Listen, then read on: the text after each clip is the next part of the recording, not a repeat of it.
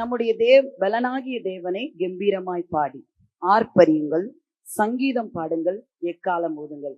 இந்த நாளிலே நாம் வெற்றியோடு தேவனுடைய சமூகத்துல வந்து நிற்கிறோம். ஆங்கில வேதாகமத்தில் இப்படி இருக்கிறது, sing aloud, joyful shout and blow the trumpet. ஆர்ப்பரியுங்கள் அப்படின்னு சொல்லும்போது இஸ்ரவேல் ஜனங்கள் அல்லது ஒரு தேசத்துல 2 முறை ஆர்ப்பரிப்பாங்க.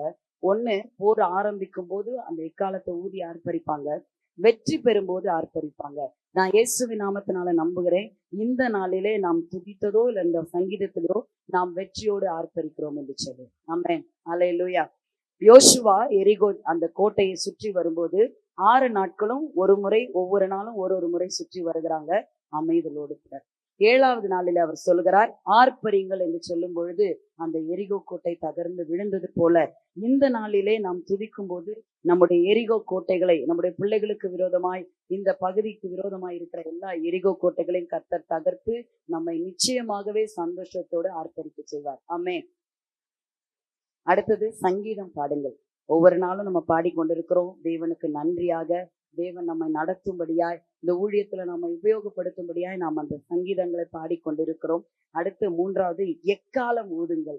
இந்த எக்காலம் அதே போலதான், போர் ஆரம்பிக்கிறதுக்கு முன்னாடி எக்காலம் ஊதப்படும், போர் முடிந்து ஒரு வெற்றிக்காகவும் அந்த எக்காலம் தொனிக்கப்படும். இந்த நாள்ல, இந்த கடைசி நாளிலே இந்த சங்கீதத்தை பகிர்ந்து கொள்ளும்படி கர்த்தர் கொடுத்த கிருபைக்காய் நன்றி செலுத்துகிறேன். எக்காலம் ஊதும்படியாய் கர்த்தர் இந்த இடத்துல கொண்டு வந்து நிறுத்தி இருக்கிறார். ஆமென். எத்தனை பேர் விசுவாசிக்கிறீங்க? நம்ம ஆர்ப்பரித்து கொண்டிருக்கிறோம், எக்காலம் ஊதி கொண்டிருக்கிறோம், சந்தோஷமாய் நம் வெற்றியை சங்கீதமாய் பாடிக்கொண்டிருக்கிறோம். ஆமென், ஆமென். முதலாவது, கர்த்தர் இந்த சங்கீதத்துல நாம் இந்த வெற்றியை நாம் கொண்டாடும்படியாக கர்த்தர் 4 காரியங்களை என்னோடு பகிர்ந்து கொண்டதை நான் சொல்லுகிறேன். முதலாவது காரியம், நான் சீக்கிரத்தில் அவர்கள் எதிராளிகளை தாழ்த்தி, நமக்கு விரோதமாய் இருந்த, இந்த ஊழியத்துக்கு விரோதமாய் இருந்த எல்லா சத்துருவின் கிரியைகளையும் கர்த்தர் நமக்காக தாழ்த்தி விட்டார். ஆமென், ஆமென். சங்கீதம் 8வது அதிகாரம் 2வது வசனம் எனக்கு ரொம்ப பிடிச்ச வசனம். ஆனா கடந்த கொஞ்சம் சில வருஷத்துக்கு முன்னாடி பிற்பகுதி மட்டும்தான் எனக்கு தெரியும். ஆனா அதை இப்பதான் ஆண்டவர் முழுதா படிக்கிறதற்கு கர்த்தர் கிருபை கொடுத்தார். படிங்க, சங்கீதம் 8:2.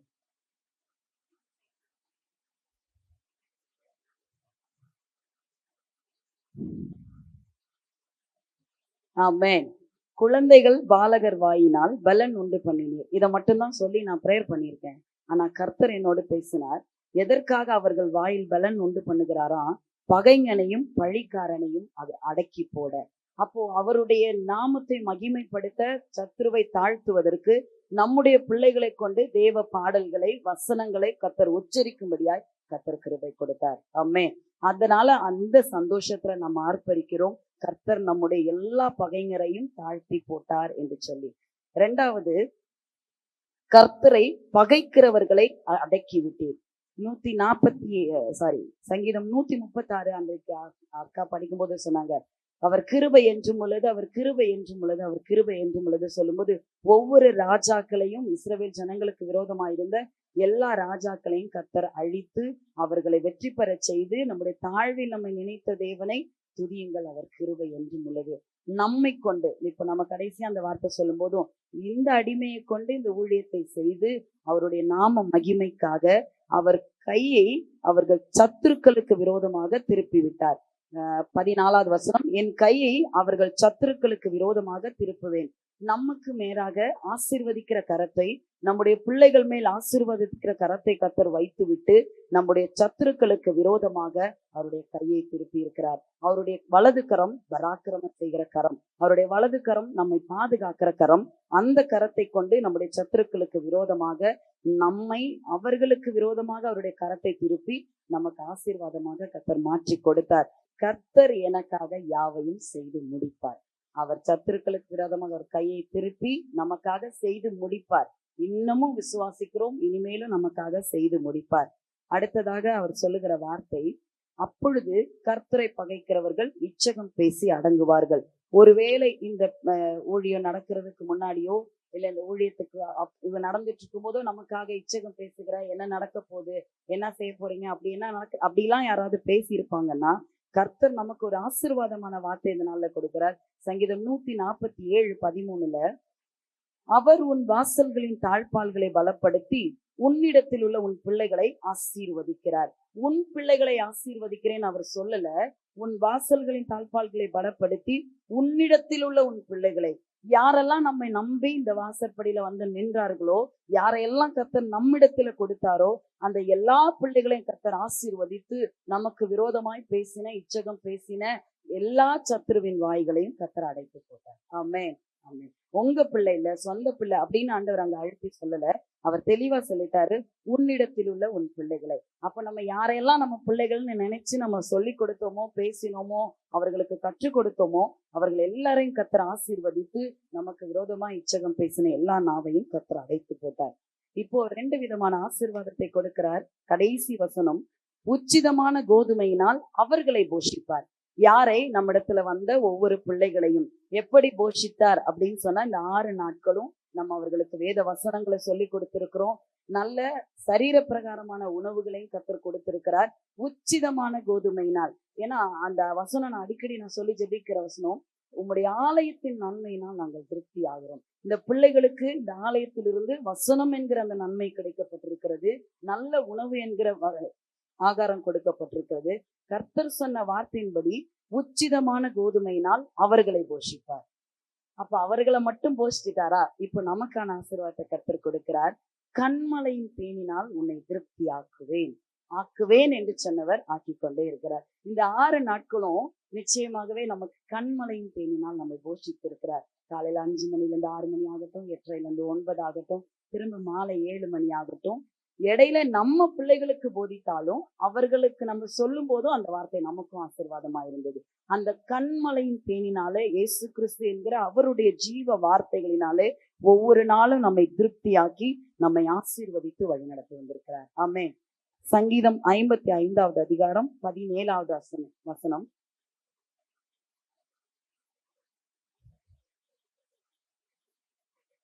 ஆமென், ஆமென்.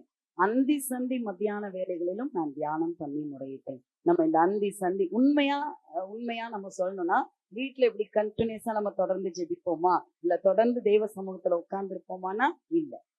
ஆனா இங்க இந்த 6 நாட்களும் தேவ பிரசன்னத்துல, தேவ சமூகத்துல அவருடைய வார்த்தைகளோடு பிரயாணிக்கிற, நம்ம பேசினாலும் சரி, அது கிண்டலா பேசினாலும் சரி, இல்ல நம்ம சோகமா பகிர்ந்தாலும் சரி, எல்லாமே இந்த வசனத்தோடு தொடர்புடையதா இருந்ததுன்னு நான் நம்புறேன். ஆமென். சங்கீதம் 138:2 இப்படி ஒரு வார்த்தை சொல்லப்பட்டிருக்கிறது. சகல பிரஸ்தாபத்தை பார்க்கிலும் உம்முடைய வார்த்தையை நீர் மகிமைப்படுத்தி இருக்கிறீர். அந்த மகிமைப்படுத்தப்பட்ட வார்த்தை, அந்த கண்மலையின் தேன் ஒவ்வொரு நாளும் நம்மை திருப்தி ஆக்கி இருக்கிறது. இந்த வசனங்கள் ஒவ்வொரு நாளும் நம்மை திருப்தி ஆக்கி வழி நடத்தும். இனி நம்ம போகும்போதும், இனி நம்ம அடுத்த ஊழியங்களா இருந்தாலும், இல்ல நம்முடைய வாழ்க்கையானாலும், நம்முடைய திருச்சபையில நம்ம இருக்கும் பொழுதும், குடும்ப வாழ்க்கையிலும் சரி, இந்த கண்மலையின் தேன் நம்மை திருப்தியாக்கி ஆசீர்வதித்து நம்மை உயர்த்தி கொண்டே இருக்கும். ஆமென். கர்த்தர் சொல்லிட்டார், இன்றைய தினத்துல நீங்க ஆர்ப்பரிங்க, சந்தோஷமா கம்பீரித்து பாடுங்க, நான் உங்களுக்கு வெற்றியை கொடுத்து விட்டேன். இந்த 6 நாட்களை நம்ம வெற்றிகரமா முடிக்கிறதுக்கு கர்த்தர் கிருபை செய்ததுக்கே நம்ம நன்றி சொல்லணும். அன்றைக்கும் அவங்க சொல்லும் போதும் சொன்னாங்க, நார்த்துல எல்லாம் எவ்வளவு கஷ்டப்படுறாங்க. ஆனா நம்ம உண்மையாவே ஒவ்வொரு நாளும் நம்ம ஆர்ப்பரிக்கும்படி, ஒவ்வொரு நாளும் தேவ சமூகத்துல சந்தோஷிக்கும்படி, அந்த பிள்ளைகளானாலும் சரி, அவர்களும் அந்த சந்தோஷத்துல களி கூறும்படி கர்த்தர் கிருபை செய்தார். அவர்களுக்கு கர்த்தர் உச்சிதமான கோதுமையினால் அவர்களை போஷிக்க, நமக்கும் நம்மை கொண்டும் போஷிக்க கர்த்தர் கிருபை செய்தார். அதே போல நம்மையும் அவருடைய கண்மலையின் தேனினாலே போஷித்து வழி நடத்தின தேவனுக்கு ஒவ்வொரு நாளும் நம்ம துதிகளை ஏறெடுப்போம். துதிக்கிற நமக்கு தோல்வி இல்லை. துதிக்கும் போது நமக்கு ஜெயத்தை மாத்திரமே கர்த்தர் கொடுக்கிறார். அன்றைக்கு இஸ்ரவேல் ஜனங்கள் அந்த எரிகோ கோட்டையை தகர்த்து ஆர்ப்பரித்தது போல, தகர்த்துன்னு சொல்றதை விட தகர்க்க போவதற்கு முன்பே ஆர்ப்பரித்தார். நாம இப்ப ஆர்ப்பரிக்க போறோம். தேவனுடைய சமூகத்துல ஒப்பு கொடுத்து எல்லாவற்றையும் செய்து முடிப்பார் என்ற விசுவாசத்தோடு கண்களை மூடலாமா? துதிக்கும் நமக்கோ வெற்றி நிச்சயமே, துதிக்கும் நமக்கோ தோல்வியில்லை, வெற்றி நிச்சயமே. திடமானதாய் இருப்போமே, இந்த பாரதத்தை சுற்றி சுற்றி சுதந்திரிப்போமே. பலம் கொண்டு திடமானதாய் இருப்போமே, இந்த பாரதத்தை சுற்றி சுற்றி சுதந்திரிப்போமே, இது எழுப்புதலின் நேரமல்லோ, இது யோசுவாவின் காலமல்லோ, இது எழுப்புதலின் நேரமல்லோ, இது என்னுடைய காலமல்லோ. ஆர்ப்பரிப்போம் ஆர்ப்பரிப்போம், அலங்கும் இழியும் வரை ஆர்ப்பரிப்போம். ஆர்ப்பரிப்போம் ஆர்ப்பரிப்போம், அலங்கும் இழியும் வரை ஆர்ப்பரிப்போம். கர்த்தர் நாமம் சொல்ல சொல்ல தடைகள் விலகிடுமே, கர்த்தர் நாமம் சொல்ல சொல்ல தடைகள் விலகிடுமே. மாறாவின் தண்ணீர்கள் மதுரமாகுமே, யோர்தானின் தடைகள் எல்லாம் விலகி ஓடுமே. மாறாவின் தண்ணீர்கள் மதுரமாகுமே, யோர்தானின் தடைகள் எல்லாம் விலகி போகுமே. இது எழுப்புதலின் நேரமல்லோ, இது யோசுவாவின் காலமல்லோ, இது எழுப்புதலின் நேரமல்லோ, யோசுவாவின் காலமல்லோ. எக்காலம் ஓடி எரிகோவை பிடிப்போம், ஆரவார துணியோடு கானானுக்குள் நுழைவோம். எக்காலம் ஓடி எரிகோவை பிடிப்போம், ஆரவார துணியோடு கானானுக்குள் நுழைவோம். ஆர்ப்பரிப்போம் ஆர்ப்பரிப்போம், அலங்கும் இடியும் வரை ஆர்ப்பரிப்போம். ஆர்ப்பரிப்போம் ஆர்ப்பரிப்போம், அலங்கும் இடியும் வரை ஆர்ப்பரிப்போம். கரங்களை தட்டி நன்றியோடு ஆரவாரத்தோடு கர்த்தர் நமக்கு விரோதமாய் இருந்த எல்லா இச்சகம் பேசுகிற வாய்களை அடைத்து எல்லா எதிரான தலைகளை கர்த்தர் திருப்பி நம்மை வெற்றி பெற செய்த, ஆரவாரம் பண்ண செய்த, அவருடைய நாமத்தினால எக்காலங்களை கூட செய்த தேவனுக்கு நன்றி செலுத்துகிறோம் நன்றி செலுத்துகிறோம். அவர்களை ஆண்டவரை உச்சிதமான கோதுமைகளால போஷித்து எங்களை கண்மலையின் தேனினால எங்களை திருப்தியாக்கி யோசுவாக்களாய் எஸ்தர்களாய் எங்களை எழுப்பி நிற்க செய்த தேவனுக்கு நாங்கள் நன்றி செலுத்து இந்த நாளை உடைய கரத்துல தாழ்த்துகிறோம், அர்ப்பணிக்கிறோம். உங்களுடைய நாம மாத்திரம் மகிமைப்படும்படியாய் இயேசுவின் நாமத்தில் துதிக்கிறோம் நல்ல பிதாவே.